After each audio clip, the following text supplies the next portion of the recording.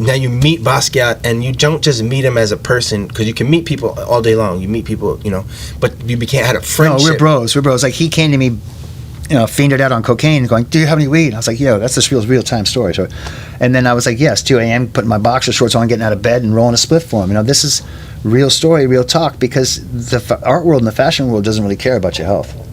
That's deep. No, if you die early in the art world, they love it. It's like a good thing. What happened to Jean? He died early. They loved it. Now, who's the most expensive painter's paintings in Sotheby's or Christie's? Jean. That's deep. We're just talking true here. That's true. So again, if you have the mental acuity to perceive why we love these guys, the come and goers, the quick ones, they're kind of like a wasp.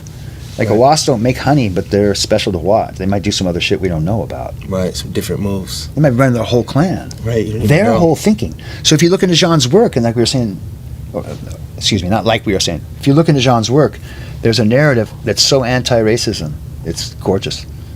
But you have to be able to read sarcasm, and you got to be able to read, the different levels. All his blackface, his Negro athletes. If you just charge into it, you're going to see. He's just saying it what it is.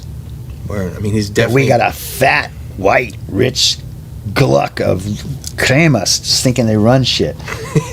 When you dark, deep state, you can shade it any way you like. It's just not true, right? Word. And Jean was able to shoot holes through that with his paintings. Imagine just not... In the 80s. So let's say you have a neurosis about politics, this guy hates Trump, this and that. All of a sudden, you're just doing these paintings that are intense, that are just shooting holes through This is Reagan That's time. therapy. You're talking about... He's doing this during Reagan. So his painting is therapy for how dysfunctional society is. Word. How many 28-year-olds got an art career in New York at the time? He's going up to Jean-Michel is going up to Andy Warhol trying to sell postcards. That's a scene in what? To one of the movies. Julian Schnabel's movie. Right, I saw the movie. Written by somebody about Jean-Michel. But Jean-Michel was making postcards all the time for anybody and everybody. He was just doing it. Just making them and giving them out. Like, he was just chilling, dude, living on Hotel F. Word. Washington Square, going through trash cans. And he was making all sorts of little art and collages. Playing as an artist should. Playing a strange band, making art weird sounds. In a band called Grey with other guys. He was experimenting with sound and art and stuff. He was John Cagey, he was... He was going a little more out there. Not just your regular Brooklyn kid. Right, I got you. I always felt like, this is a sidebar, but she drives Fine Young Cannibals. Yeah. I always felt like one of my favorite actors. Yeah, like that Roland Gift. Sorry. The lead singer of that group. Yeah, Roland always Gift. kind of just reminded me, once I saw Basquiat, was like, they gave me like a vibe. They hung out together at Madame Rose's. So when Jean-Michel would DJ at Madame Rose's, I'd go in there and I'd see some guy in the back with an actor. Like, I know that guy. He played in the band Fine Young Cannibals. Roland Gift, like he was just talking about. And homeboys hanging out with Jean-Michel in the DJ booth. But don't you feel that that's they were friends? If he didn't do like weirdo music for weirdos, and if he didn't have a bad heroin, if Jean didn't have a heroin addiction, he was so shiny and bright-eyed and a gifted. They would have had a hit. He would have had a hit. He was definitely he was recording music. He did beat bop with Rammellzee and K-Rob. Honestly, if he didn't do heroin, he would have been more of a musician. I got you. That's true. I mean, unfortunately, like all musicians do heroin and they die. It's tough. It's an unfortunate way to put it, but because it becomes like a mistress or something, or it becomes closer than how other people can appreciate a pharmaceutical or something that distorts your perceptions. And I understand. There's a lot of pain in people. All right, so now to connect this to what we're doing now, because we're talking about, so we have a piece of art here. How do we get, so we're going to tell people about this piece of art. So you become friends with Basquiat, and there's a moment now where he gives you a book.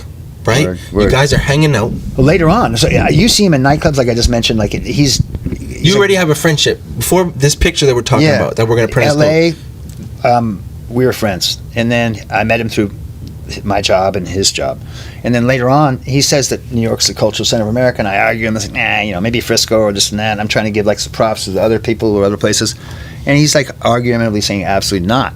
Get your ass back to New York. So eventually, like within 3 months, I moved back to New York. You know what I mean?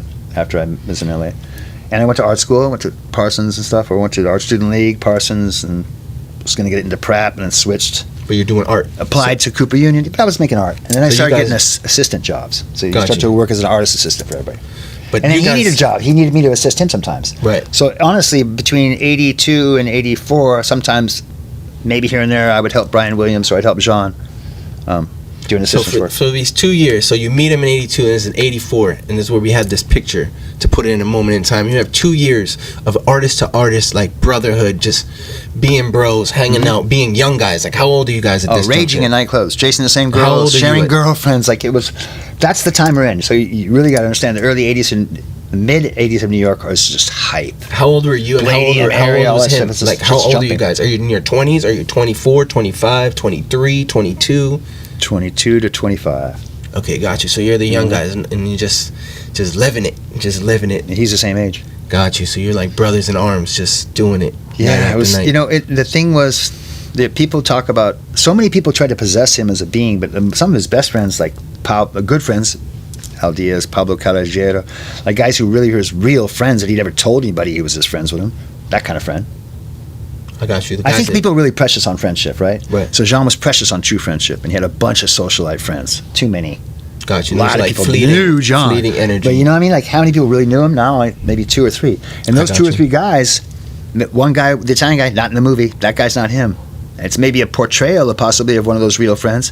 But even those guys, Schnabel was writing into the film to point out that what was happening to Jean-Michel is complete misguidance and drug addictness, and like he's just riding around the just west like side, basically hollering out that- of the back of some Italian guy's car. That's not what he was fucking doing. He was riding his own bicycle around in a beautiful suit, picking up whoever he wanted.